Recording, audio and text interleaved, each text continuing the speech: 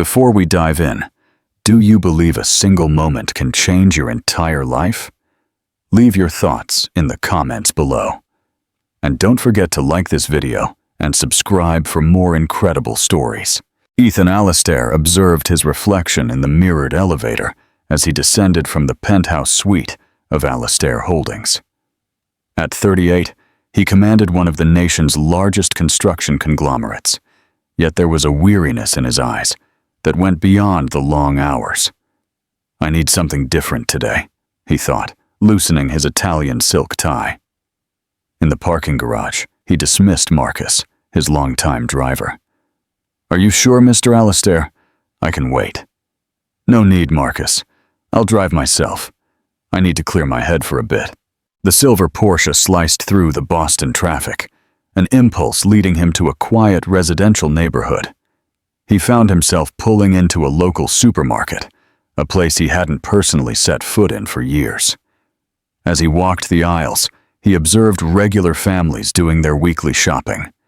He picked up a few basic items, more for the experience than the necessity. That's when he heard it, from the checkout line. No, it couldn't be. The woman's voice was filled with a quiet despair. Sarah Jenkins, 28, was recounting the bills in her wallet, while the baby in her arms began to fuss. 9-month-old Gabriel seemed to sense his mother's tension. "Ma'am, are you paying or not?" the impatient cashier asked. I'll need to put a few items back," Sarah replied, her eyes scanning the items on the conveyor belt. Diapers, formula, and a few basic groceries. Ethan, standing right behind her, watched the scene unfold. The young woman had deep shadows under her eyes, but even so, there was a quiet dignity in the way she held her baby. "Please add her groceries to mine," Ethan said to the cashier, stepping forward. Sarah turned, startled. "No, absolutely not. Thank you, but I don't accept charity." "It's just a courtesy," Ethan insisted. "I don't need charity," she said firmly, adjusting the baby in her arms. The line grew, and people stared. The situation was becoming embarrassing. "Consider it a birthday gift," Ethan improvised. "It's not my birthday. The baby's then. Not his either." "That's a shame," he said. And for a moment, Sarah almost smiled despite the tension. Ethan realized he was approaching this all wrong. "Look, I understand your pride. I respect it. But everyone needs a hand sometimes. I needed help once." Something in that last sentence seemed to touch Sarah. She looked at her baby, then at the items on the belt, especially the diapers and formula. "Fine," she finally conceded, "but I'll pay for what I can." A tense silence fell between them as the cashier scanned the items. Ethan discreetly watched how Sarah lovingly cared for her baby, even though she was visibly exhausted. After they paid, Ethan offered to help carry her bags to her car. "Actually, I took the bus," Sarah explained. "Can I give you a ride then?" She hesitated, clearly torn between pride and practicality. "How do I know you're not a kidnapper?" she asked, half-jokingly. Ethan smiled. "Fair enough. What if we talk for a bit at the supermarket cafe first? Then you can decide." In the small coffee shop, while Gabriel happily played with a rattle, Ethan learned that Sarah was a music teacher, but had only been giving private lessons since her son's birth. Gabriel's father, Daniel, had disappeared as soon as he found out she was pregnant. "And you?" she asked. "What do you do besides rescuing desperate mothers at the grocery store?" Ethan hesitated. Normally, mentioning his title opened doors, but it also created an immediate barrier. For some reason, he didn't want Sarah to see him as just a successful businessman. "I work in construction," he said simply. The conversation flowed surprisingly easily. There was something refreshing about Sarah's honesty, the way she spoke about her struggles without self-pity. "I should go," she finally said, glancing at her watch. "Gabriel has a strict schedule." "Let me give you a ride," Ethan insisted. "It's getting dark." This time, she accepted. During the drive to her small, 2-bedroom apartment in a modest neighborhood, Ethan had an idea. "Sarah, I'm looking for a music teacher for a social project at my company. It would be a few hours a week with a very reasonable salary, and you could bring Gabriel with you. She eyed him with suspicion. You don't even know me. How do you know I'm qualified? Instinct, he answered. In truth, he had seen the genuine passion in her eyes as she spoke about music. But if you prefer, we can do a formal interview. As they arrived at her building, Sarah seemed to ponder the offer. Could you give me the contact information for the project manager? She asked, taking out her phone. Ethan pulled a business card from his jacket and hesitated. It was the first time he'd ever felt uncomfortable revealing who he was. He finally handed her the card. Sarah's eyes widened slightly as she read the name etched in gold letters. Ethan Alastair, CEO, Alastair Holdings. You own the company? Guilty, he admitted with a shy smile. When she started thanking him profusely and apologizing for her distrust, Ethan interrupted. Please, nothing has changed. I'm still the same guy from the supermarket. As they said goodbye, Ethan watched Sarah climb the stairs with her baby in the grocery bags. A strange sensation washed over him, as if for the first time in a long time, he had done something that truly mattered. On the way back to his luxurious penthouse, he realized he hadn't asked for her phone number. He would have to hope she would contact him about the job. That night, gazing at the panoramic city view from his balcony, Ethan wondered why he felt so alive after a simple supermarket encounter. Sarah woke to Gabriel's cries. Her digital clock read 5:20 a.m., almost time to get up anyway. She scooped him out of his crib and rocked him gently while she prepared his bottle. Come on, my little guy, she whispered, looking into his curious eyes. Today could be a big day. As she fed Gabriel, her eyes fell on the gold card on the table. She had researched Ethan Alastair online the night before and discovered he wasn't just wealthy, but extremely influential. His face was in business magazines and charity event photos. Was he serious about the job? She wondered. 3 knocks on the door interrupted her thoughts. Coming! Sarah put Gabriel in his playpen and opened the door to find her sister, Chloe. Brought coffee, Chloe said, stepping inside and placing a bag on the small kitchen table. How's my favorite nephew? Gabriel giggled at the sound of his aunt's voice. What's wrong? Chloe asked, noticing her sister's thoughtful expression. Something happen? Sarah hesitated before telling her about the previous day's encounter, including Ethan's name. Chloe nearly choked on her coffee. Ethan Alastair, from Alastair Holdings? Sarah, he's a billionaire. Millionaire, Sarah corrected. And he seemed like a normal person. And he offered you a job? Just like that? For a social project, Sarah emphasized. It was probably just an act of kindness. Chloe picked up the card from the table. You should call. What have you got to lose? Meanwhile, across town, Ethan walked into his office at Alastair Holdings. Through the glass walls, he observed the urban skyline his company had helped build over the years. The merger documents with Gonsalves Engineering are ready for signature, his secretary, Mary, informed him, placing a folder on his marble desk. Thank you. Oh, and Mary, one more thing. I need a music teacher for the Cultural Center project. Mary looked confused. But we hired the full staff last month. We need one more person, Ethan insisted, for private lessons for children. I'll check the budget, Mary said, making a note. Don't worry about it. Use my personal funds. Mary raised her eyebrows, but nodded without question. She was used to her boss's occasional eccentricities. When she left, Ethan realized he was anxious for a phone call, a feeling he hadn't experienced in a very long time. At 10:47 a.m., Mary announced over the intercom, Mr. Alastair, Sarah Jenkins is on line 2. Ethan felt an inexplicable sense of relief. He picked up the call. Sarah's voice was professional, almost formal. Ethan explained about the cultural center his company had built in an underprivileged neighborhood and how they needed music teachers. Could you come see the place this afternoon? He invited. If you like it, we can discuss the details. Sarah hesitated. I'll have to bring Gabriel. My sister can only watch him at night. No problem.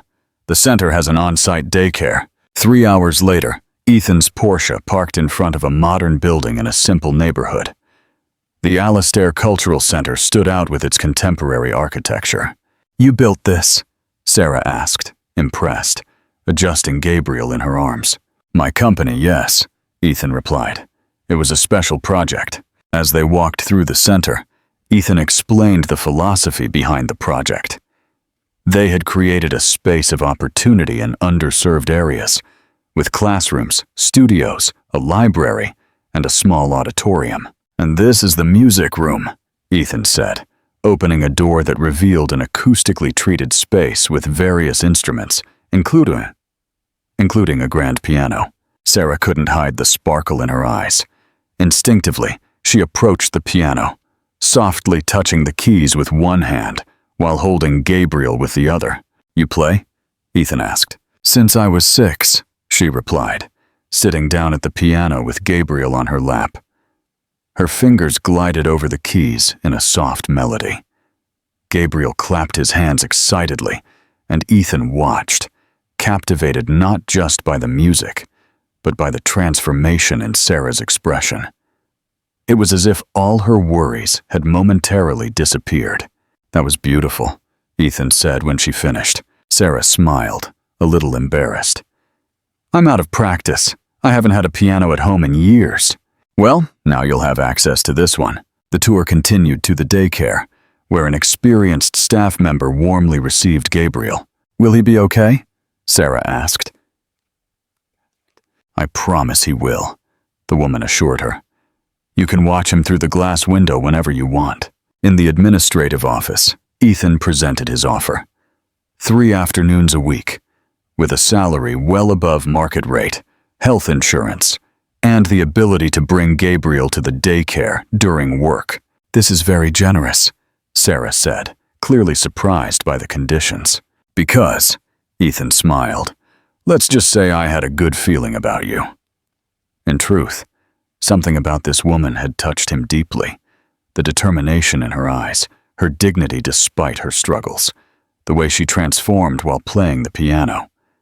It was unlike anyone in his social circle. "When do I start?" Sarah asked. After a moment of reflection, "Monday would be good? We'll have 5 students to start, between 7 and 12 years old." When they left the center, Ethan noticed a worried look on Sarah's face. "Is something wrong?" She hesitated. "It's just that I don't have suitable clothes to teach here. Everything is so elegant." Ethan almost offered to give her money to buy new clothes, but he knew by now that would probably offend her pride. "The center doesn't have a dress code," he said instead. "We want our teachers to be authentic." On the way back, they passed a park. On an impulse, Ethan asked if they could stop. As they walked with Gabriel in a stroller, the conversation flowed freely. Ethan talked about how he had expanded the construction company he inherited from his father, turning it into an empire.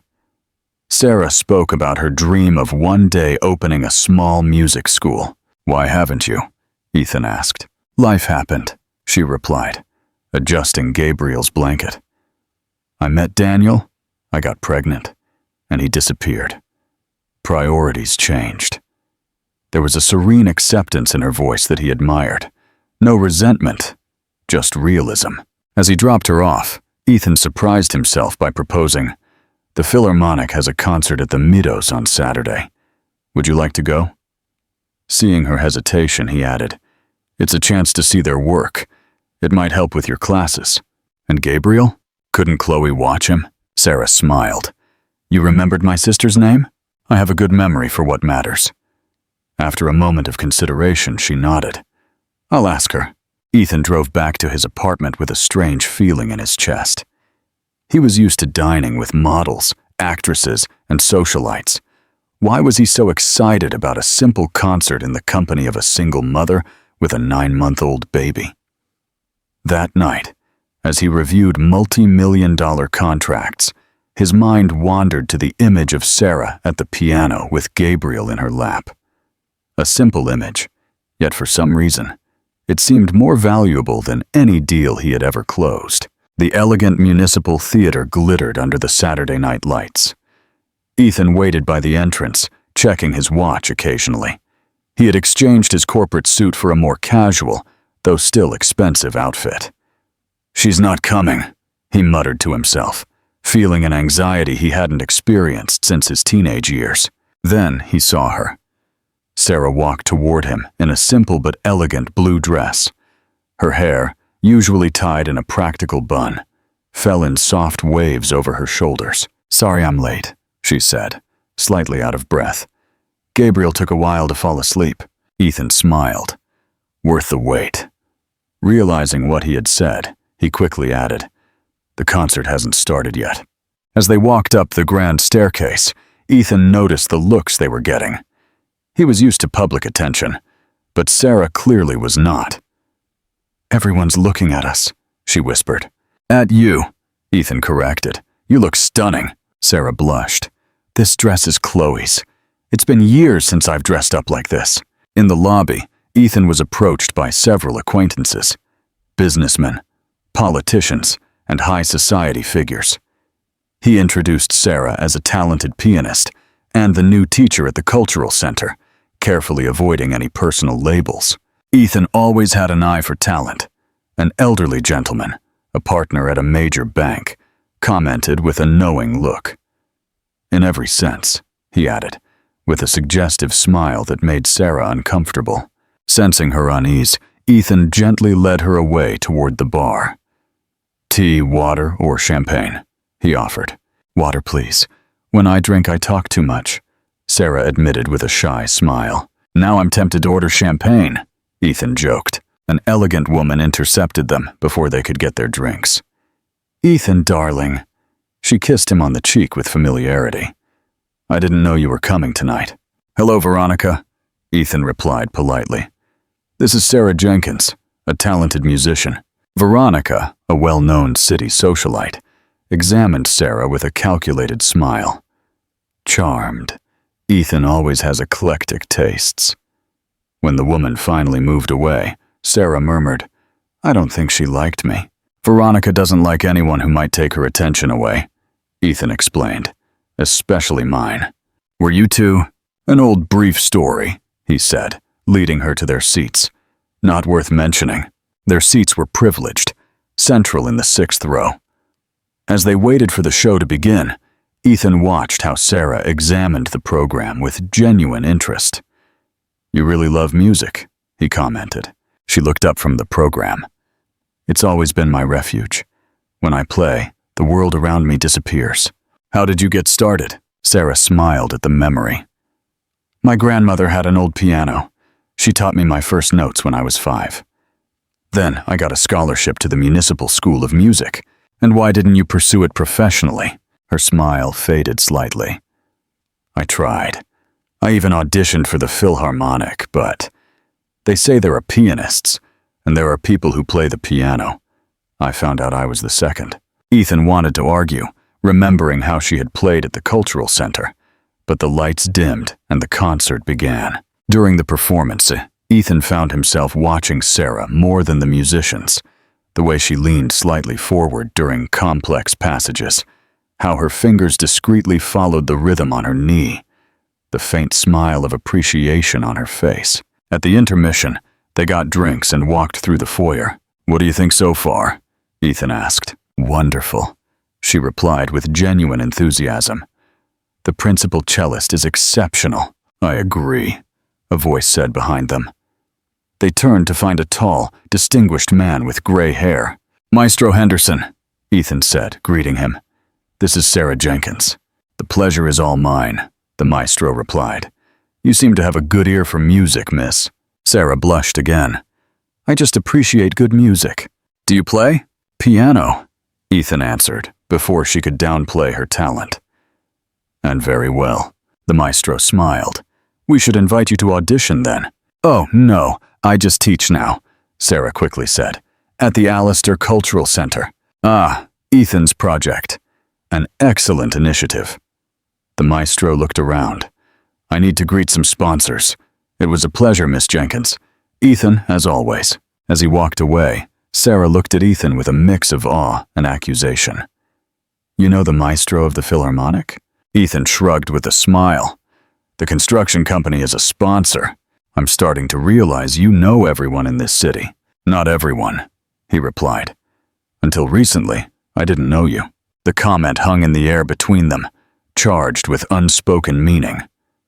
The lights flickered, signaling the end of the intermission. The second half of the concert was even more impressive than the first, culminating in a powerful interpretation of Tchaikovsky that brought a roar of applause. As they left the theater, the night was pleasantly cool. Ethan suggested a walk to a nearby cafe. I need to check on Gabriel, Sarah said, checking her phone.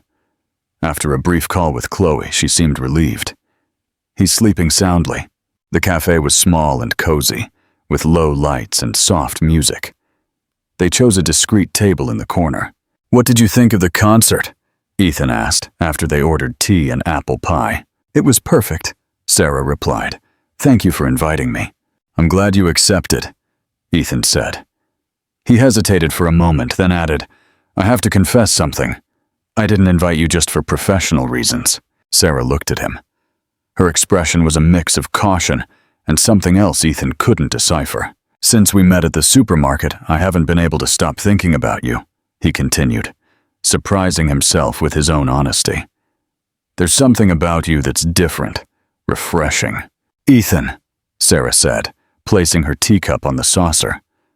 We're from completely different worlds.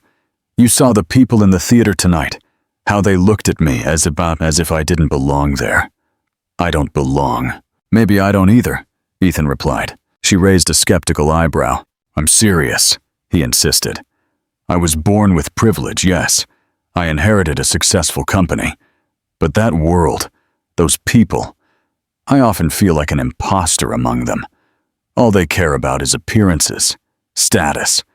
No one asks how you really are, what you really think. It's all a performance. And what do you really think? Sarah asked, leaning slightly over the table. Ethan looked her in the eyes. That for the first time in a long time, I'm having an honest conversation with someone. A comfortable silence settled between them. Sarah nibbled her pie thoughtfully. Can I ask you something personal? She finally said. Of course. Why is a man like you, rich, handsome, successful, alone? No wife, no kids? It was Ethan's turn to look away. I was engaged once. Alexa was an architect. We worked together on several projects. What happened? I found out she was with me for the company. She planned to secure exclusive contracts for her architectural firm as soon as we got married. Ethan gave a sad smile. Since then, I've had a hard time trusting people's intentions. I'm so sorry, Sarah said sincerely. And you? Ethan asked. Gabriel's father. Sarah sighed. Daniel was a guitar teacher. We met at the conservatory where I taught. It was intense and fast. When I found out I was pregnant, he was already with someone else. He said he wasn't ready to be a father. Does he have contact with Gabriel? He doesn't even know his son, she replied, a shadow of sadness crossing her face. He moved abroad. Sometimes he sends money, but he never wanted to meet Gabriel. Ethan felt a surge of unexpected anger toward this man he didn't know. His son is incredible, Ethan said. He doesn't know what he's missing. The smile returned to Sarah's face. Gabriel is the best thing that's ever happened to me, even with all the difficulties. When they left the cafe, the city was quieter. Ethan insisted on walking her home. You don't have to, Sarah said at the door of her building. I know, Ethan replied, but I want to make sure you get home safely. A moment of hesitation hung between them. Ethan felt an impulse to kiss her, but held back. It was too soon, and there was too much at stake. Thank you for the evening, Sarah finally said.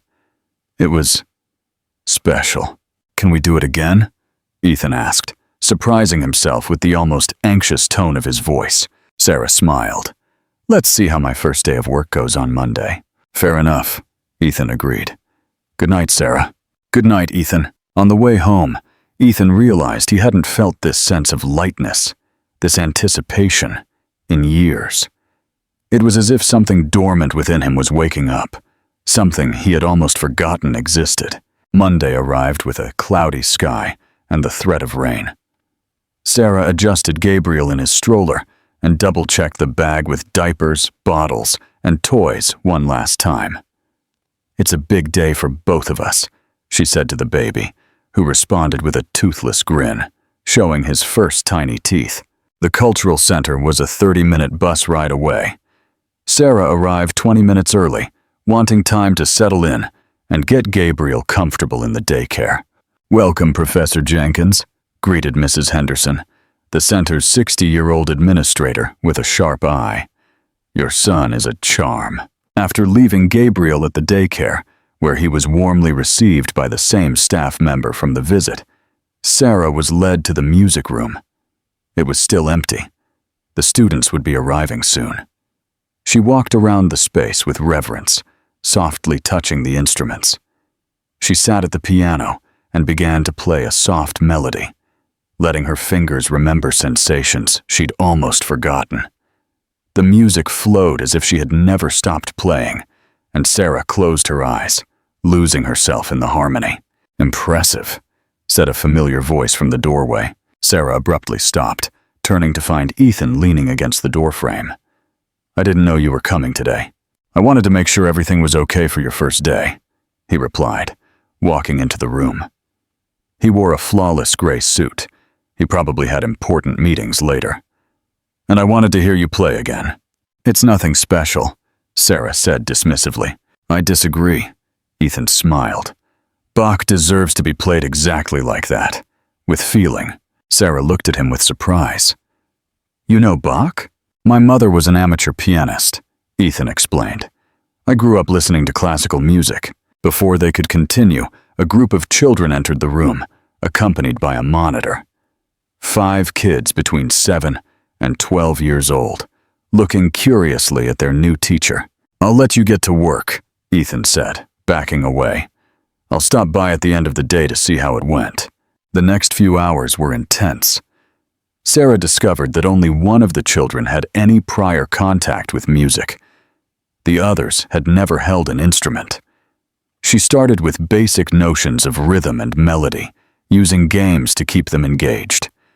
During the snack break, she checked on Gabriel, who was happily playing with other babies in the daycare. Seeing him adapt so well relieved some of her anxiety. At the end of the day, she was exhausted, but satisfied. The children had potential and showed genuine enthusiasm. "How was it?" Ethan asked, appearing at the door as she organized the sheet music. "Better than I expected," Sarah replied. "They're brilliant kids. And how's Gabriel?" The fact that he asked about her son touched her. "Adapting surprisingly well," Ethan smiled. "I'm glad. I was thinking, maybe—" He hesitated. "Would you like to have dinner with me tonight, to celebrate your first day?" Sarah hesitated. "I need to give Gabriel a bath, get him ready for bed." "It could be later then," Ethan suggested, "or another day." Sarah looked at him for a moment. There was something vulnerable in his eyes that contrasted with his successful businessman facade. "How about dinner at my place on Wednesday?" she proposed. "Nothing fancy, just a simple meal after Gabriel is asleep." Ethan's face lit up. "Perfect!" Ethan arrived promptly at 7:30 p.m. on Wednesday, wearing jeans and a simple shirt, an obvious attempt to look less formal. He carried a small bouquet of wildflowers and a bottle of wine. "You didn't have to bring anything," Sarah said, greeting him at the door of her small apartment. "Of course I did," he replied. "My mother taught me never to show up empty-handed." The apartment was small but cozy. Photos of Gabriel at different ages decorated the walls, along with a few posters of classical concerts and composers. The furniture was simple, but everything was immaculately organized. "Gabriel just fell asleep," Sarah said in a low voice. "He usually doesn't wake up until morning, but you never know." Ethan watched as she moved confidently through the small kitchen, putting the finishing touches on dinner. There was something profoundly intimate about being there, in her personal space, away from the pretense of the outside world. "Can I help with anything?" he offered. "You can open the wine," she suggested. The glasses are in that cabinet. They had dinner by candlelight. It was Sarah's idea. She claimed it was to save electricity, but Ethan suspected it was an intentional romantic touch. The dish was simple, homemade pasta with fresh tomato sauce and herbs, but delicious. "Where did you learn to cook like this?" Ethan asked, genuinely impressed. "My grandmother," she replied, "the same one who taught me piano. She used to say that music and food nourish the soul in different but equally important ways." The conversation flowed naturally, without the social barriers of the theater or the professional limitations of the cultural center. They talked about books, movies, and places they dreamed of visiting. "I've always wanted to see Vienna," Sarah confessed, "the city of classical music." "It's magnificent," Ethan commented. "I went a few times for work, but I never had time to truly enjoy it." "Is that the problem with success?" she asked. "Not having time to enjoy things?" Ethan thought for a moment. "I think it's more a matter of misplaced priorities. I spent years chasing professional goals, forgetting why I wanted them in the first place." "And why did you want them?" "In the beginning, to prove to my father that I could be as good as him," Ethan admitted. "Then it just became inertia. Success attracts success. More money, more recognition, more power. And does that make you happy?" The question hung in the air between them. Ethan swirled the wine in his glass, thoughtful. "I thought so for a long time," he finally answered. "But now I'm not so sure." After dinner, they sat on the small couch with the rest of the wine. The physical proximity was almost palpable. "How was the rest of your week at the center?" Ethan asked. "Better every day," Sarah replied animatedly. "Today, little Matthias, who's 7, managed to play his first full melody on the keyboard. You should have seen the pride in his eyes." Ethan smiled, enchanted by her enthusiasm. "You were born for this, you know? To teach." "I always wanted to make a difference in children's lives through music," Sarah confessed. "It's like opening a door to a new world." "What was it like for you? That door opening?" Sarah leaned back on the couch, reminiscing. "It was like discovering a new language. Suddenly, I could express things I couldn't with words." "I wish I had that," Ethan said. "That kind of passion for something." "You don't have a passion for your work?" "I get satisfaction from building things, from seeing projects come to fruition," he replied. "But it's not the same." A soft cry came from the bedroom. Sarah got up immediately. "Sorry, I'll be right back." Ethan waited, looking at the photos on the wall. Sarah pregnant, smiling despite her enormous belly. Newborn Gabriel. Sarah with an older woman, probably the grandmother she'd mentioned. When she came back, she looked worried. "Gabriel has a bit of a fever," she explained. "It happens sometimes when he's teething." "Do you need any help?" Ethan offered. "I already gave him medicine, but I need to monitor him," she said. "I'm sorry about dinner." "Don't worry," Ethan said, standing up. "I understand completely." As he approached the door, he hesitated. "Is there anything I can do? Run to the pharmacy for something, maybe." Sarah smiled, touched by the offer. "That's not necessary, but thank you for offering." They looked at each other for a long moment. Ethan leaned in and lightly kissed her on the cheek. "Thank you for dinner. It was the best night I've had in a long time." The next morning, Sarah was surprised by a delivery. A small teddy bear for Gabriel and a card for her. "For difficult teething days. Hope he's feeling better, Ethan." She smiled, pressing the card to her chest. Gabriel was better. The fever had broken during the night. As she watched him play with the new teddy bear, her phone rang. "Hello? Sarah?" "It's Ethan. Sorry to call so early." "That's okay," she replied. "Gabriel is already better." "I'm glad to hear it. Listen, I have a proposal. The kids at the center have never been to a real concert. I've been thinking about organizing a field trip for the Philharmonic's children's show next month. Would that help with your classes?" "That would be wonderful," Sarah replied, excited. "But I don't know if they—" "I already spoke with the center's board," Ethan interrupted.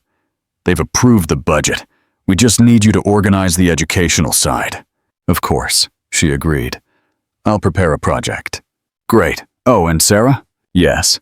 Would you like to have dinner with me this weekend? At a restaurant this time. I promise it won't be too extravagant. Sarah smiled into the phone. I'd love that. The restaurant Ethan chose was elegant but discreet. Specializing in Mediterranean cuisine, it had an intimate atmosphere with well-spaced tables and soft lighting. Chloe watched Gabriel? Ethan asked, as a sommelier served their wine. Yes, Sarah replied. She's loving being a doting aunt. Thank you for choosing a quieter place. I figured you'd prefer something less ostentatious, Ethan said. Though I should say, you'd be perfectly at ease in any setting. Sarah wore a simple black dress with a pearl necklace that had belonged to her grandmother. There was something classic and timeless about her natural elegance. How's the concert project coming along? She asked, changing the subject. All set. Maestro Henderson even suggested a backstage tour for the students beforehand. Oh, that would be extraordinary for them. Ethan smiled, enchanted by her enthusiasm. I love how you light up when you talk about your students. Sarah blushed slightly. They are special. Kids who would never have access to music if it weren't for the center, or people like you. Yes, she agreed, like I was once. Yes. The meal passed in pleasant conversation. Ethan told stories of his travels. Sarah spoke about her students' small victories. There was a growing rapport between them, as if they had known each other for much longer. At the end of the night, they walked along the promenade near the restaurant. The moon reflected on the bay waters. It's a perfect night, Sarah commented, breathing in the fresh air. Yes, Ethan agreed. But he wasn't looking at the sky or the water. He was looking at her. When their eyes met, something in the air between them shifted. Ethan slowly moved closer, giving her time to pull away if she wanted. Sarah didn't. Their lips met in a soft kiss, almost shy at first, then more confident. When they parted, they were both smiling. I've wanted to do that since the supermarket, Ethan confessed. Since the supermarket? Sarah laughed. I was a complete mess that day. You were authentic, he corrected. That's what charmed me. They continued their walk, hand in hand, talking about everything and nothing. For the first time in years, Ethan wasn't thinking about work, responsibilities, or expectations. And Sarah, for her part, allowed herself to feel something beyond the constant worry about survival and Gabriel's well-being. When Ethan dropped her off at home, they made plans to see each other again the following week. The goodbye kiss was longer, more meaningful. Good night, Sarah, he said, reluctant to leave. Good night, Ethan. Upon entering her apartment, she found Chloe eagerly waiting for details. So, her sister asked. Sarah searched for the right word. Special. Are you two officially dating now? Sarah hesitated. We're getting to know each other. It's complicated, Chloe. We're from such different worlds. Love doesn't care about that. Chloe mused. Who said anything about love? Sarah protested. But her smile betrayed her. That night, watching Gabriel sleep, Sarah allowed herself, for the first time in a long time, to dream of possibilities. A different future not just for her son, but for herself as well. The following weeks were like a dream for Sarah. The work at the cultural center flourished. Her students were progressing quickly, developing a genuine passion for music. Gabriel adapted perfectly to the daycare, even starting to take his first steps while holding on to the furniture. And Ethan? Ethan had become a constant and comfortable presence in their lives. They saw each other almost daily, whether at the cultural center or during simple outings, walks in the park, dinners in her small apartment, movie nights. Ethan showed a genuine interest in Gabriel, always bringing small gifts and playing with him on the living room floor. He likes you, Sarah commented one evening, watching her son laugh heartily as Ethan lifted him into the air. The feeling is mutual, Ethan replied with a smile. I never thought I'd like kids so much. It was on a sunny Thursday that the first complication arose. Sarah was finishing a class when Mary, Ethan's secretary, appeared at the music room door. "Professor Jenkins, could you come with me to the meeting room, please?" Sarah followed her, intrigued. In the room, she found not only Ethan, but 3 other men in suits. "Sarah?" Ethan stood up, visibly tense. "This is Dr. Steven Mendoza, our lawyer, and Messrs. Carlos and Edward Gonsalves from Gonsalves Engineering." Sarah greeted them politely, not understanding why she was there. "Please have a seat," Ethan invited. "We were discussing the merger between the companies and—" A question arose. Carlos finished. "And what does that have to do with me?" Sarah asked, confused. The lawyer cleared his throat. "Miss Jenkins, it has come to our attention that you and Mr. Alistair are romantically involved." Sarah felt her face flush. "I don't see how that's relevant to a business meeting." "Gonsalves Engineering has a very strict policy regarding relationships in the workplace," Carlos, the older of the brothers, explained, "and especially when they involve significant hierarchical disparities." "I was trying to explain that you're not a direct employee of the construction company," Ethan interjected. "The Cultural Center is a separate foundation, but it's fully funded by Alistair Holdings," Edward pointed out. "Legally, Miss Jenkins is under the company's purview." "What exactly are you suggesting?" Sarah asked, an uncomfortable feeling growing in her chest. The lawyer adjusted his glasses. "The Gonsalves shareholders have expressed concern about potential favoritism. Your hiring occurred without a formal selection process, with an above-average market salary." "Are you insinuating that I'm not qualified?" Sarah's voice took on an icy tone. "Not at all," Edward quickly said, merely pointing out that the procedure did not follow the usual protocols. Ethan slammed his hand on the table, irritated. "This is ridiculous. The foundation has autonomy for direct hires. It's never been a problem before." "It wasn't a problem before you started a relationship with an employee," Carlos said calmly. "Now it raises questions about conflicts of interest." A heavy silence fell over the room. Sarah felt humiliated and exposed. "What exactly do you want?" she finally asked. The lawyer exchanged glances with the Gonsalves brothers. "There are 2 options. You can resign from your position, which would eliminate the conflict of interest, or you end your personal relationship while keeping the professional one." Ethan finished, his jaw clenched. Sarah stood up. "I think I've heard enough." "Sarah, wait!" Ethan tried to stop her, but she was already at the door. "We'll talk later, Ethan. Right now, I need to get my son." The apartment was silent, except for the occasional sound of Gabriel playing with his blocks. Sarah had cried. Then she had composed herself. Now she was just furious. The doorbell rang. She knew who it was even before she opened the door. "Can I come in?" Ethan asked. Looking exhausted, Sarah stepped aside without a word. Ethan greeted Gabriel, who clapped his hands when he saw him. Then he turned to her. "I'm so sorry about what happened today. It was humiliating and unnecessary." "Who told them about us?" Sarah asked. "Probably Veronica." Ethan sighed. "She saw us together at the restaurant last week and is friends with Carlos's wife." "So what now?" Ethan ran a hand through his hair in a gesture of frustration. "The merger with Gonsalves is crucial for the company. It would mean a 40% growth, hundreds of jobs. So you have to choose between your relationship with me and your multi-million-dollar business," Sarah concluded bitterly. "I don't want to make that choice," he protested. "But that's the situation, isn't it?" Sarah sat down, suddenly weary. "Ethan, I always knew we were from different worlds.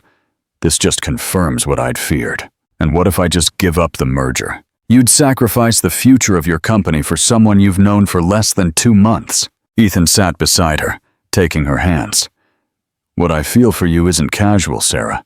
It's not a whim." She looked at him. "What exactly do you feel?" Ethan hesitated, as if the words were difficult to form. "I think I'm falling in love with you. With both of you," he added, looking at Gabriel. Sarah felt her heart quicken, but she kept herself in check. "Even if that's true, it doesn't solve our situation." At that moment, Ethan's phone rang. He looked at the caller ID and sighed. It's Carlos, probably about the meeting. Answer it, Sarah said. Ethan spoke briefly, his face growing more tense with each second. When he hung up, he looked devastated. They're using the situation to renegotiate the terms of the merger. They want more shares. They're using our relationship as leverage. Basically, Ethan confirmed. They said unforeseen circumstances altered the risk profile of the partnership. Sarah stood up, a decision forming in her mind. Maybe I should just make things easier. What do you mean? I can resign. I'll find another job. No. The vehemence in Ethan's voice surprised her. I won't let you sacrifice something you love because of corporate games. So what's the solution? Before Ethan could answer, Gabriel began to cry, as if he felt the tension in the air. Sarah picked him up, gently rocking him. We need to think this through calmly, Ethan said, watching them. We shouldn't make any rash decisions. I agree, Sarah replied, but we also can't ignore the reality.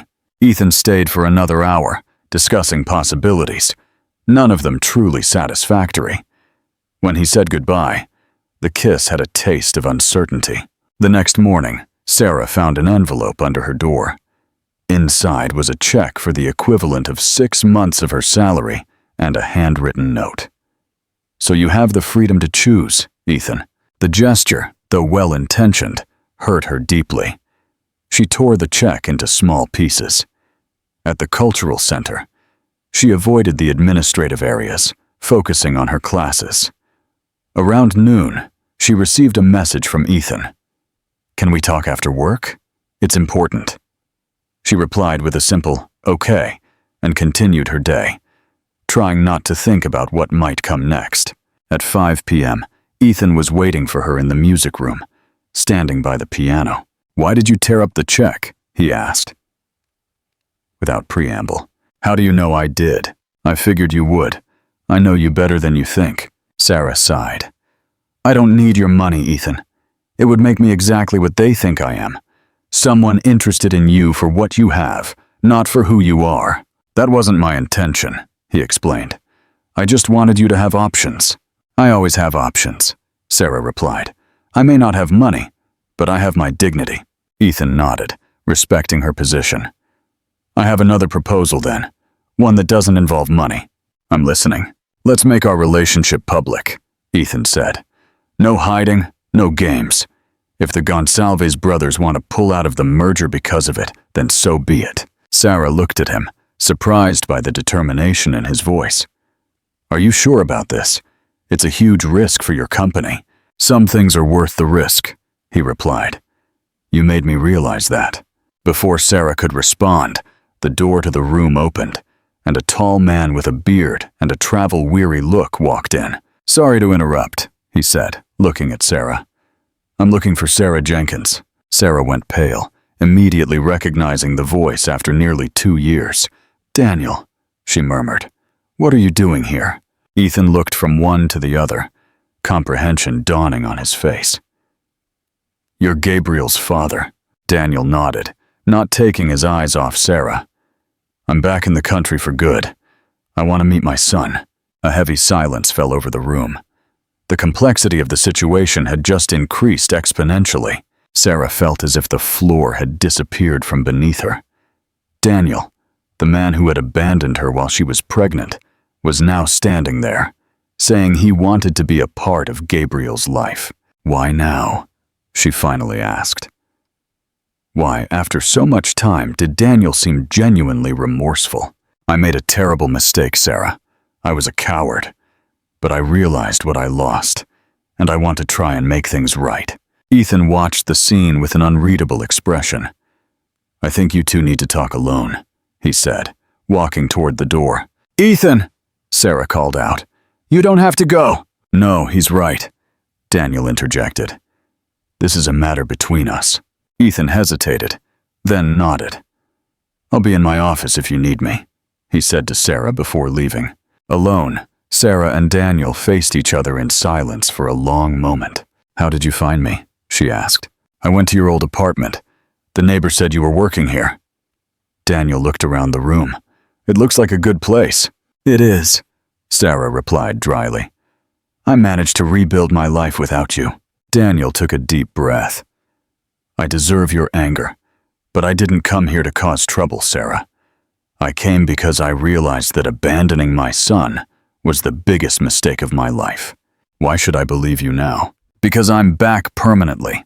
I got a stable job at a music school in Brooklyn. Daniel hesitated. And I brought this. He held out an envelope. Sarah opened it cautiously. Inside were legal documents, a formal recognition of paternity. I want to make it official, pay child support regularly, have visitation rights, Daniel explained. I want to be a real father. Gabriel doesn't even know you, Sarah said, her voice trembling. He doesn't know who you are. I can start slow. Just give me a chance to get to know him. Sarah put the documents in her bag. I need to think. This is very sudden. I understand, Daniel agreed. Can I give you my number for when you decide? They exchanged contacts, and Daniel left, leaving Sarah alone with her tumultuous thoughts. After a few minutes, she went to Ethan's office. He was standing by the window, looking out at the city view. He turned when she entered. He wants to be a part of Gabriel's life, Sarah said without preamble. And what do you want? Ethan asked. I don't know. Sarah sat down, feeling the weight of the decisions she had to make. Part of me wants to protect Gabriel from someone who already abandoned him once. Another part knows he has the right to know his father. Ethan sat beside her. What did he say? That he's back permanently. That he wants to legally recognize the paternity, pay child support, have visitation rights. Ethan kept a neutral expression, but his fingers drummed on the desk, betraying his tension. He seems determined. Yes, Sarah agreed, rubbing her temples. But I don't know if I can trust him again. What does your heart say? Sarah looked at Ethan, surprised by the question. My heart is confused. When Gabriel was born, I dreamed of this moment, Daniel coming back, wanting to be a father. Now, she hesitated. Now, everything is different. Because of us, Ethan finished. Not just that. I built a life for Gabriel and me. I established routines, rules, values. Daniel is a stranger now. Ethan took her hands. Whatever your decision about Gabriel and his father, it doesn't change how I feel about you. Sarah felt tears in her eyes. And what about the merger? The Gonsalves brothers? I'm going to face them tomorrow. I'll tell them I don't negotiate my personal life. Are you sure about this? It's a huge risk. Absolutely, Ethan affirmed. I've discovered something more valuable than any contract. The next day, Alistair Holdings was buzzing with rumors. The Gonsalves executives had arrived early for a closed-door meeting with Ethan. Sarah tried to concentrate on her classes, but anxiety consumed her. Around 11 o'clock, a student handed her a note. Meet me in the park across the street at noon. Ethan. At the appointed time, Sarah saw Ethan sitting on a bench under a leafy tree. His face was serene, almost relieved. How did it go? She asked, sitting beside him. The merger is canceled, Ethan said simply. Sarah felt a knot in her stomach. Because of me? No, Ethan smiled slightly. Because of me. I realized they were using our relationship as a pretext to renegotiate terms we had already agreed upon. It was manipulation. So what now? Now Alistair Holdings will continue to be independent, as it always has been, Ethan said with determination. And I can date whoever I want without having to answer to unscrupulous partners. Sarah couldn't help but smile. Date? If you want to, Ethan replied, suddenly less confident. Even with all this complication with Daniel? Ethan nodded. He's Gabriel's biological father. He has the right to know him if you decide to allow it. That doesn't change how I feel about you both. At that moment, Sarah's phone rang. It was an unknown number. Hello, Sarah? It's Chloe. I'm using a neighbor's phone because mine died. Is everything okay? Daniel showed up here, Chloe said, her voice tense. He wanted to see Gabriel. Sarah felt her blood run cold. You let him? Of course not. Not without your permission. He left, but he seemed determined to come back. I'm on my way home, Sarah said, hanging up. She looked at Ethan, alarmed. Daniel went to my apartment. I'm coming with you, Ethan said immediately. They found Daniel sitting on the stairs of the building with a gift-wrapped package in his hands. What are you doing here? Sarah asked, irritated. I said I needed time to think. I'm sorry, Daniel replied, standing up. I couldn't wait. I brought a gift for Gabriel. He looked at Ethan with interest.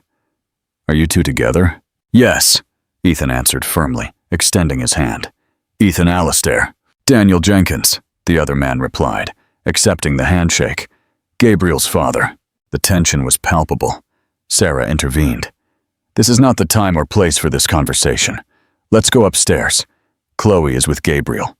In the small apartment, Gabriel was playing happily, oblivious to the drama unfolding.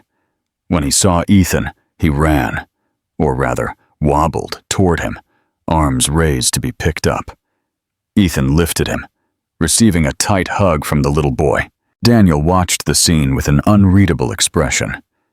He likes you, he commented. Ethan has been a presence in his life for the past few months, Sarah explained. Gabriel gets attached easily to those who show him affection. Can I hold him? Daniel asked. Sarah reluctantly nodded. Ethan put Gabriel on the floor, and the child looked curiously at the stranger. Daniel knelt down, offering the gift. Hi, Gabriel. I'm a friend of your mom's. Gabriel accepted the package with interest. Sarah helped him open it, revealing a small toy guitar. I thought he might like it, since you two are musicians, Daniel explained. Gabriel strummed the colorful strings, delighted with the sounds they made. He smiled at Daniel, then ran to show his new toy to Ethan. I think we have a lot to talk about, Sarah said to Daniel. But not today. I need to process all this. I understand, Daniel agreed. Can I call you tomorrow? Maybe we can schedule a more formal visit. I'll think about it, Sarah replied. After Daniel left, Chloe also said goodbye, leaving Ethan and Sarah alone with Gabriel, who remained fascinated with his new instrument. Are you okay? Ethan asked, wrapping his arms around her shoulders. I don't know, Sarah replied honestly. Part of me wants Gabriel to know his father. Another part fears Daniel will hurt him like he hurt me. People can change, Ethan observed. Ethan, do you think I should give him a chance? Ethan thought for a moment. I think Gabriel deserves to know his father, but you should set clear boundaries and protect him. And what about us? Sarah asked, looking him in the eyes. How does Daniel fit into this equation? He's Gabriel's biological father, Ethan replied. That's not going to change. But the kind of relationship we build with him depends on us and on Daniel. Sarah nodded, recognizing the wisdom in Ethan's words. You really gave up the merger because of me? And I don't regret it, Ethan corrected. Some things are more important than business. That night, while Gabriel slept, clutching his new guitar, Ethan and Sarah talked at length about the future. There were uncertainties, of course, but there was also hope. The hope of building something meaningful together, despite the obstacles. You know what's funny? Sarah said, nestled in Ethan's arms on the small couch. All this started because of a few groceries at the supermarket. Ethan smiled, kissing her forehead. Best investment I've ever made. The following weeks were a period of adjustment for everyone. Sarah had finally agreed to let Daniel visit Gabriel regularly, always with her present at first. To her surprise, Gabriel adapted quickly to the new friend, as Daniel was called for the time being. Ethan respectfully kept his distance during these visits, though it was clear the situation bothered him in ways he tried not to show. Are you sure you're okay with this? Sarah asked after a particularly difficult afternoon, when Daniel had stayed for dinner and Gabriel had insisted on him putting him to bed. I'm getting used to it, Ethan replied sincerely. I think it's important for Gabriel, and Daniel seems to be making a genuine effort. It was true. Daniel had been punctual, respectful, and genuinely interested in his son. He brought modest gifts, nothing extravagant that might seem like an attempt to buy the boy's affection. And he showed true patience in building a bond with Gabriel. Thank you for understanding, Sarah said, snuggling into Ethan's arms. I know it's not easy. What's not easy Ethan confessed, is seeing how Gabriel lights up when Daniel arrives. Sometimes I wonder if he'll ever look at me that way. He already does, Sarah assured him. In a different way, maybe, but just as profound. Professionally, things were also changing rapidly. After the merger with Gonsalves was canceled, Ethan redirected the construction company's strategy, focusing on socially responsible projects. The Cultural Center, which had started as a public relations initiative, became a model to be replicated in other neighborhoods. We're getting partnership proposals from companies that previously showed no interest, Ethan commented during a lunch at the center. Apparently, social responsibility has become a competitive differentiator. Or maybe they realized you're not just another greedy businessman, Sarah suggested with a smile. The music program expanded, with Sarah taking on the role of coordinator. She now supervised 3 other teachers, developing an innovative curriculum that integrated classical and popular music. The Philharmonic field trip had been a resounding success, with the children returning inspired and motivated. Maestro Henderson, impressed by the project, offered a partnership to identify talented students for scholarships. On a Friday night, after Gabriel had fallen asleep, Ethan surprised Sarah with an unexpected proposal. "What do you think about moving in together?" Sarah pulled back slightly to look him in the eyes. "Are you serious?" "I've never been more serious," Ethan replied. "I spent my life building houses for other people. Now, I want to build a home for us. Your apartment is beautiful, but I don't know if it's the ideal environment for a young child," Sarah considered. "Actually," Ethan said, "I was thinking about a house with a garden for Gabriel to play in." Sarah looked at him, surprised. "You'd buy a house for us?" "I already did," Ethan confessed, a little nervously. "Of course, we can choose another one if you don't like it, but I'd love to show you tomorrow." The house was spacious without being ostentatious, located in a leafy upper-middle-class neighborhood. It had 4 bedrooms, a large backyard, and, to Sarah's delight, a specially designed music room with perfect acoustics. "It's perfect," she whispered, moved, as they explored the empty rooms. Gabriel was running around the backyard, enchanted by the open space. Ethan watched them both, visibly relieved by her positive reaction. "Can we decorate it together?" he proposed. "However you want."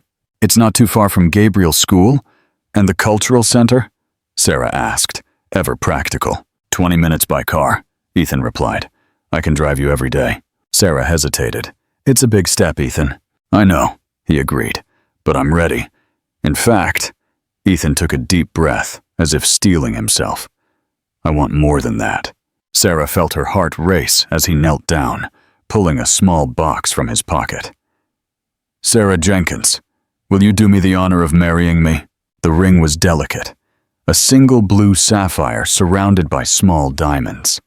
Nothing excessively ostentatious, but undeniably beautiful.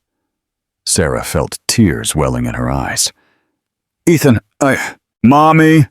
Gabriel interrupted the moment, running toward them. "Look at the birdie!" The boy pointed excitedly at a robin on a tree branch. Ethan smiled, discreetly putting the ring box away. "We'll continue this conversation later," he whispered to Sarah. On the way home, Sarah remained silent and thoughtful. It wasn't that she didn't love Ethan. She loved him deeply. But marriage represented an enormous commitment, especially with a man from a world so different from her own. And there was Gabriel to consider, and Daniel, who was now a part of their lives, whether they liked it or not. When they arrived at the apartment, they found Daniel waiting at the door. "Sorry to show up without calling," he said. "I tried to call. My phone died," Sarah explained. "Is something wrong?" "I got an offer to teach in Europe," Daniel said. 3 months in Spain, starting next month. Sarah felt a shiver. "And Gabriel? You just came into his life?" "That's why I came to talk," Daniel replied. "I'd like to stay in touch through video calls during that time. And I was thinking..." He hesitated, looking at Ethan. "I thought maybe you could visit for a month. The festival is paying for guests' lodging. and Gabriel would love to see another country. The silence that followed was heavy. Ethan looked petrified. "I need to think," Sarah finally said. "It's a big decision." After Daniel left, Ethan collapsed on the couch, his face in his hands. "He wants you to go to Europe with Gabriel. He suggested a visit, not a permanent move," Sarah clarified, sitting beside him.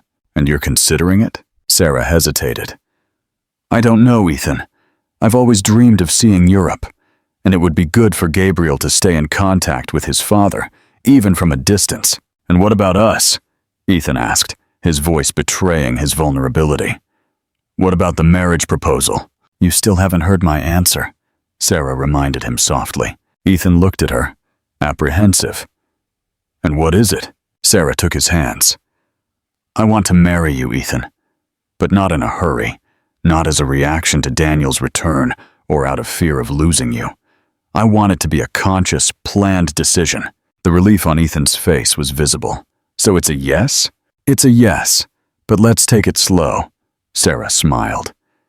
"We can start by living together in the new house, really get to know each other's routines, with all our quirks and imperfections." "And what about Spain?" "If I go," Sarah said, emphasizing the if, "it would only be a visit. A few weeks, no more, and you could come with us." "I don't know if my schedule would allow it," Ethan admitted. "Then that's a conversation for another time," Sarah concluded.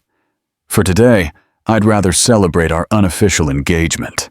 That night, embraced in Sarah's narrow bed, Ethan confessed his fears. "I'm afraid I won't be enough for you," he said in a low voice. "That you'll realize you prefer a life with Daniel, Gabriel's biological father." "Daniel abandoned Gabriel before he was even born," Sarah replied. "You chose to love him without any obligation. That means so much more. Still, he has a bond that I'll never have." Sarah touched Ethan's face affectionately. "There are many kinds of bonds, Ethan. What you're building with Gabriel is just as real and valuable as any blood tie.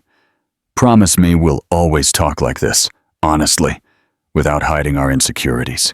"I promise," Sarah replied, sealing the commitment with a kiss. The move to the new house happened gradually over the following weeks. Ethan hired decorators, but Sarah insisted on participating in every decision, ensuring the space reflected not just luxury, but also family warmth. Gabriel's room was decorated with a musical theme, with colorful notes on the walls, a small toy drum set, and shelves filled with children's books. The music room received special treatment, with a new grand piano that made Sarah cry when she saw it for the first time. Daniel continued his visits, now at the new house. At first, he seemed uncomfortable with the evident prosperity in which Gabriel would live, but he soon adapted to the new dynamic.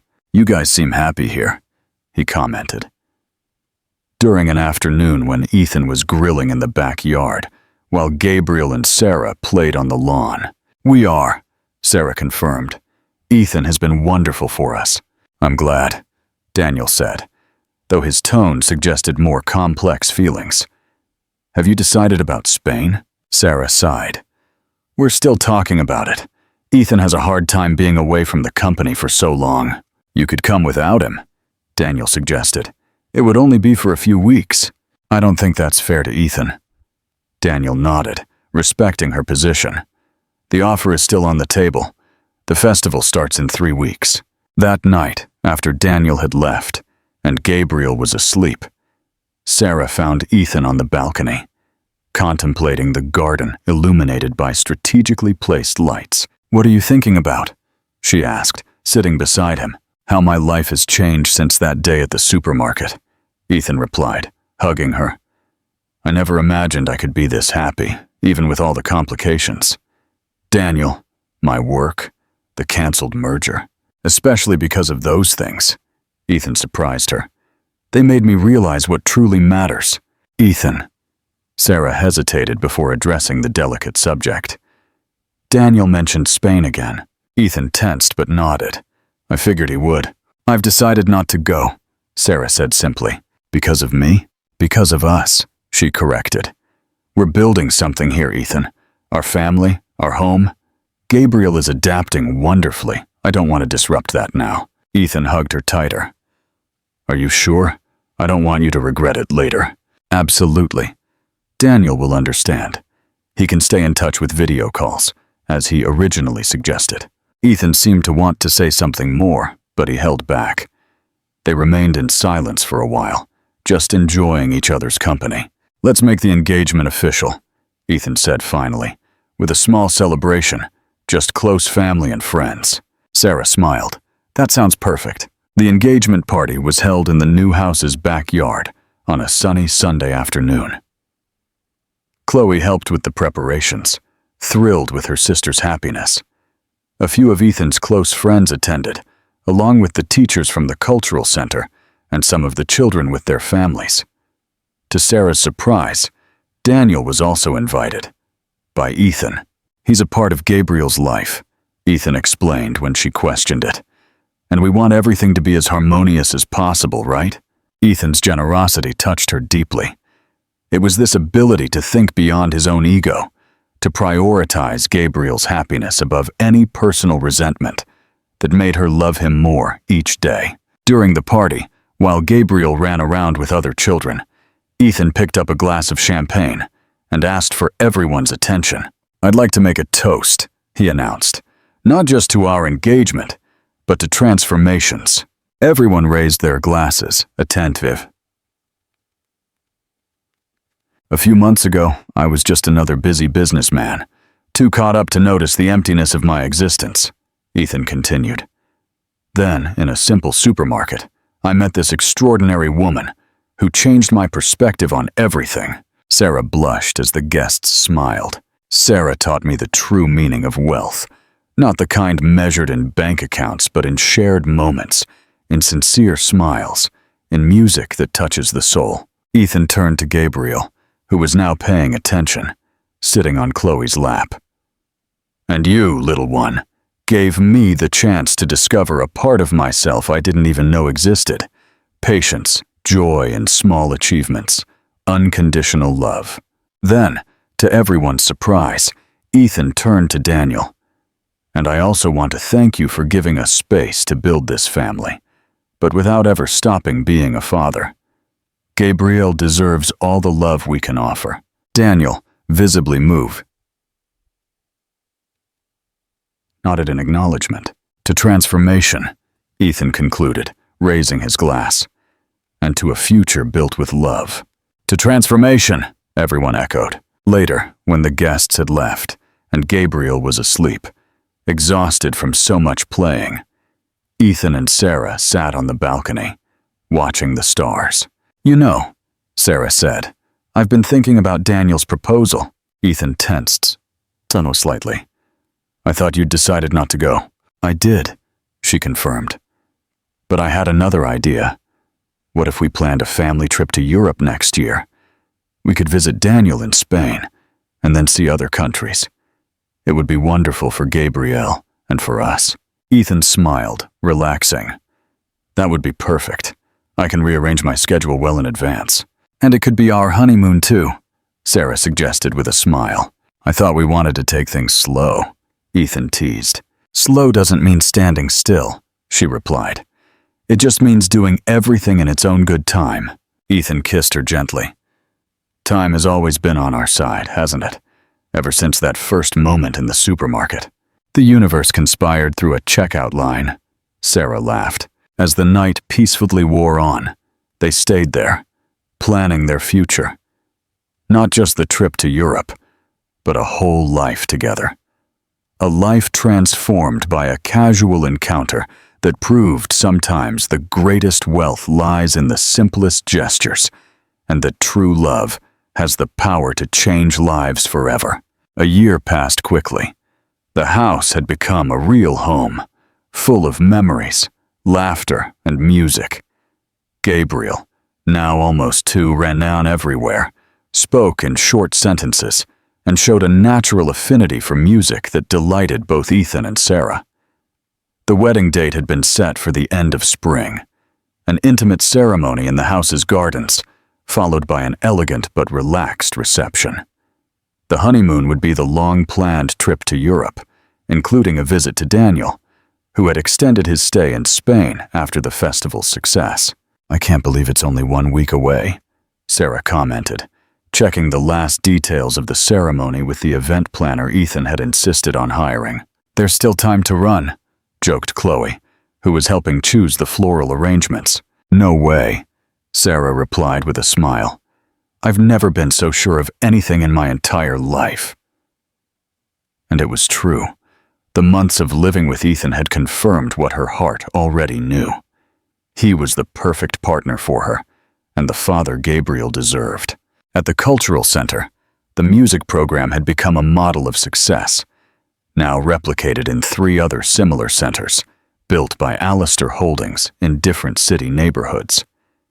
The Allister Foundation for Musical Education, chaired by Sarah, had already awarded over 50 scholarships to talented young people. Ethan, for his part, had redirected the construction company's focus to innovative and sustainable social housing projects that combined architectural quality with affordable prices.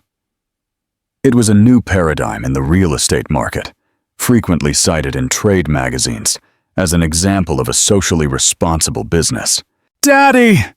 Gabriel's voice interrupted Sarah's thoughts.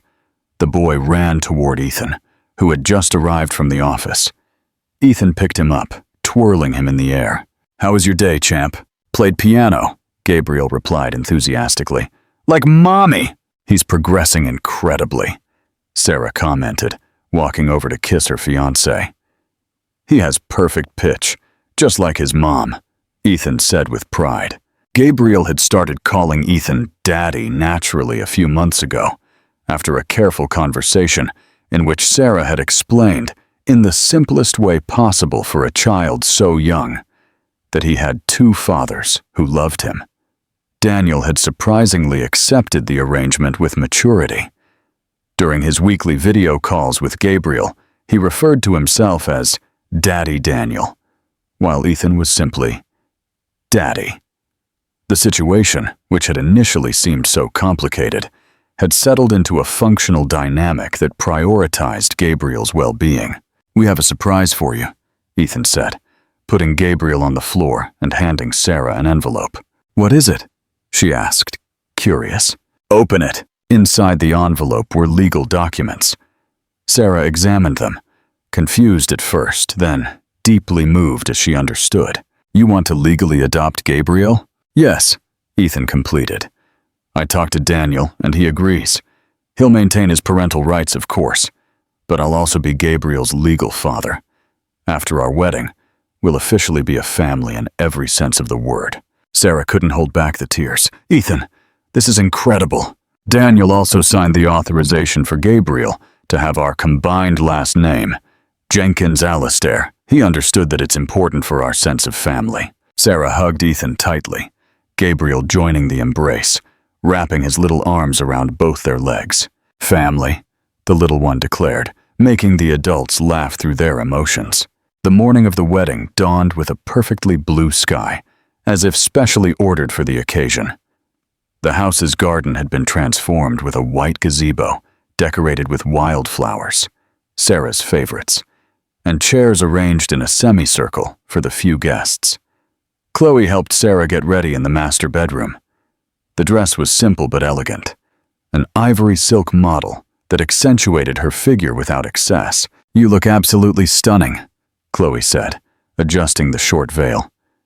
"Ethan is going to faint when he sees you." Sarah smiled nervously at her own reflection. "It still feels like a dream.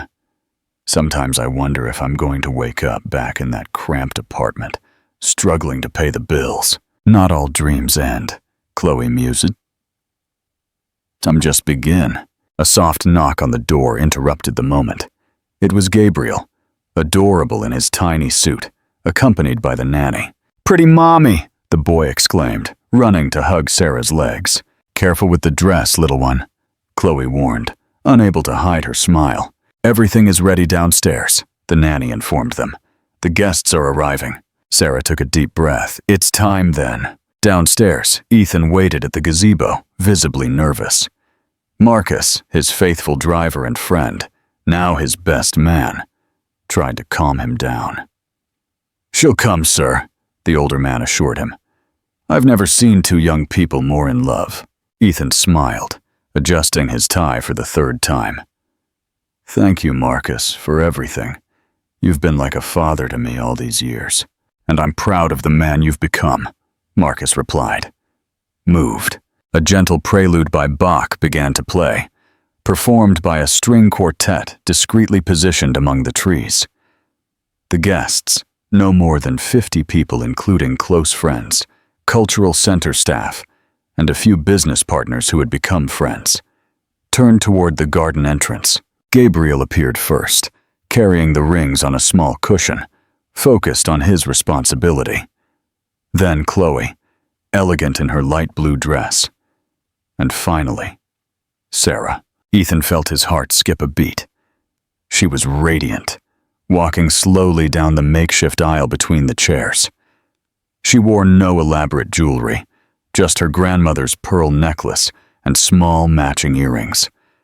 When their eyes met, everything else seemed to disappear. The walk to the gazebo was like a slow-motion dream. The ceremony was brief and emotional.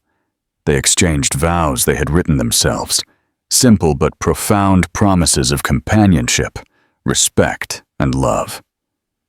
When Gabriel delivered the rings, a collective gasp of tenderness went through the audience. "By the power vested in me," the officiant finally declared, "I now pronounce you husband and wife." The kiss that sealed the union was interrupted by Gabriel, who insisted on being included in the hug, causing laughter among the guests. The reception that followed was cheerful and relaxed. Live music, delicious food, and an atmosphere of genuine celebration. Ethan surprised everyone by playing a piece on the piano he had specially composed for Sarah, revealing a talent few knew he possessed. "You never told me you played so well," she commented, moved. "I've been practicing in secret," Ethan confessed. "I wanted to surprise you." The hours passed quickly. As evening fell, while they danced slowly under decorative lights strung between the trees, Ethan whispered in Sarah's ear, "Did you know that mathematically, the chances of us meeting in that supermarket were almost zero? I never went grocery shopping myself. You rarely frequented that store." "Fate," Sarah murmured, resting her head on his shoulder. "Or luck," Ethan replied. "The greatest luck of my life." Gabriel, overcome with tiredness after a day of so much excitement, was sleeping in Chloe's arms. She had promised to watch him during the first days of the honeymoon. "Ready for our European adventure, Mrs. Alastair?" Ethan asked. "More than ready," Sarah replied, "though it's going to take some getting used to that name. We have a lifetime for that." The trip to Europe was everything they had dreamed of, and more. They started in Paris, where Sarah marveled at the museums and concerts. Next, Vienna, the city she had always dreamed of visiting, where they spent a week immersed in classical music. In Spain, they met up with Daniel, who warmly welcomed them to Barcelona. Seeing the interaction between him and Gabriel, who immediately recognized him from the video calls, was touching for Sarah. "You have a beautiful family," Daniel commented to her in a private moment, while Ethan and Gabriel played on the beach. "I made the right choice by not fighting against this." "Thank you for understanding," Sarah replied, "and for continuing to be a presence in his life. He's lucky to have so many people who love him," Daniel said, myself included. The days in Barcelona were harmonious, setting a pattern that would continue in the following years. Daniel as a constant yet respectful presence in Gabriel's life. Ethan as a present and dedicated father in their daily lives. And Sarah as the link that united this unconventional family with love and wisdom. The last stop on their trip was Rome, where they walked hand in hand through the ancient streets, absorbing history and culture. At the Trevi fountain, they tossed coins, making silent wishes. "What did you wish for?" Ethan asked. "I can't tell you, or it won't come true," Sarah replied with a mysterious smile. "I don't need to wish for anything," Ethan confessed. I already have everything I ever wanted. The return to the United States was the start of a new phase. Ethan had delegated more responsibilities at the company, allowing himself a more flexible schedule to be with his family. Sarah divided her time between the cultural center and her own musical projects, having finally regained the confidence to perform publicly. Gabriel grew up surrounded by love, music, and opportunities, but also with solid values. Ethan and Sarah made sure he understood the privilege he had and the responsibility that came with it. On their third wedding anniversary, Ethan surprised Sarah with a new project: the construction of a music school in an underprivileged neighborhood of the city, which would be named after her grandmother, the Maria Jenkins Conservatory. "Your dream was always to open a music school, wasn't it?" Ethan said, showing her the blueprints. "Now you can run one that will truly make a difference." "It's perfect," Sarah replied, moved. "But how did you find out my grandmother's name?" "Chloe helped me," Ethan confessed. "I wanted it to be a proper tribute to the woman who inspired your passion for music." The Maria Jenkins Conservatory opened its doors a year later, offering free music education to children and young people without resources. Many of the teachers were former students of the Cultural Center, now trained musicians. Life went on, with joys, occasional challenges, and love growing and maturing every day. Gabriel, at 5 years old, showed an exceptional talent on the piano, to the pride of both Sarah and Ethan. One quiet night, as they watched the stars in the backyard after Gabriel had fallen asleep, Ethan asked, "Do you remember that day at the supermarket when we met?" "How could I forget?" Sarah smiled. "I was so embarrassed that I couldn't pay for my groceries. And I was so bored with my perfect empty life," Ethan recalled. "Did you know I framed the receipt from those groceries? It's hanging in my office." "Seriously?" Sarah laughed, surprised. "Why?" "Because it was the best investment I ever made," Ethan replied, kissing her softly. "I bought a few diapers and gained a family." Sarah snuggled into his arms, contemplating the starry sky. "Sometimes I still wonder how all of this happened, how a casual encounter could change our lives so completely." "Maybe it wasn't casual," Ethan suggested. "Maybe it was exactly what was supposed to happen. A millionaire who pays for a single mom's groceries and ends up falling in love," Sarah reflected. "Sounds like something from a movie." "Our story," Ethan corrected, "and we're still writing it, every day." As the night peacefully continued, they both knew that regardless of the challenges the future might bring, they would face them together. A family built not by chance or convenience, but by daily choices of love, respect, and dedication. A family forever. We hope you enjoyed this heartwarming tale of unexpected love and second chances. It's a reminder that true wealth is measured in the connections we make and the love we give. What's one act of kindness you've witnessed that left a lasting impact? Share your story with us. And if this story touched your heart, make sure to like and subscribe to our channel for more amazing tales.